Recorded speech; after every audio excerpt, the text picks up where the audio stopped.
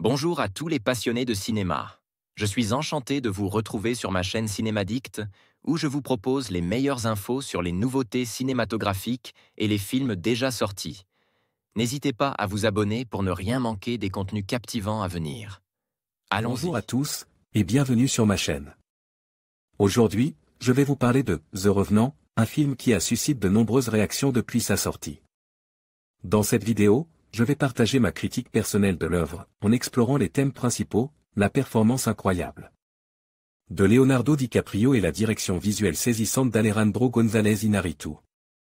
Je vais également aborder les éléments qui m'ont particulièrement marqué et ceux qui m'en laissent un peu plus perplexe. Restez avec moi pour découvrir mon analyse de ce film captivant. Iñárritu, je n'ai rien contre. Je n'ai pas vu Birdman, n'ai pas de grief contre le seul film que je me souviens avoir vu de lui, à savoir Babel. Je n'ai rien non plus contre les films s'axant beaucoup sur les prouesses techniques et visuelles. Refn est un de mes réalisateurs fétiche. Nostalgia m'a soufflé surtout grâce à sa beauté, et si je suis d'accord avec les critiques qui disent que la caméra est dans ce film le personnage principal, ce n'est pas un critère qui me rebute, et il est même possible, comme d'autres encore le disent, que ce soit voulu. Ce qui fait que je ne mets que 5 à ce film, c'est que je me suis, beaucoup, ennuyé devant. Comme le dit Sergent Pepper dans sa critique, on n'a pas, en tout cas pas moi, ni lui visiblement d'empathie avec les personnages. J'attendais à la limite l'affrontement final comme un climax où on pourrait retrouver cette tension, cette violence, effectivement présente dans les 15-20 premières minutes du film, mais j'attends toujours. Je suis également d'accord que si DiCaprio n'est pas mauvais, on l'a connu meilleur, ou peut-être mieux mis en valeur. Là je n'ai strictement rien à faire de ce qui lui arrive. Oui, c'est pas de chance tout ça, mais bon, je m'en fous, qu'il se venge et qu'on en finisse. Je n'ai ressenti aucune émotion devant son combat. Idem devant Tom Hardy.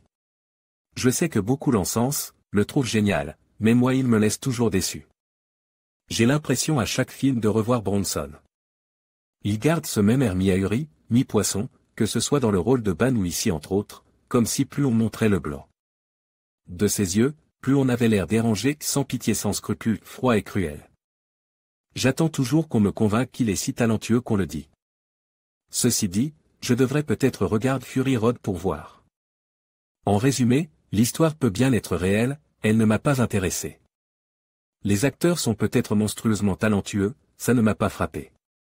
Je n'avais pas beaucoup lu tout le rundown autour de ce film, parce que je n'aime pas me gâcher une projection par des attentes trop élevées, ou trop différentes de ce que je vais voir. Au final, ce film m'a laissé aussi froide que la glace. En conclusion, la critique d'Isobel sur The Revenant met en lumière les thèmes profonds de la survie et de la vengeance, tout en soulignant la puissance visuelle et la performance exceptionnelle de Leonardo DiCaprio. Son analyse nous invite à réfléchir sur la résilience humaine face à l'adversité et sur la beauté brute de la nature. Ce film, à la fois captivant et dérangeant, reste une œuvre marquante qui mérite d'être revisitée. Merci de nous avoir accompagnés dans cette exploration cinématographique.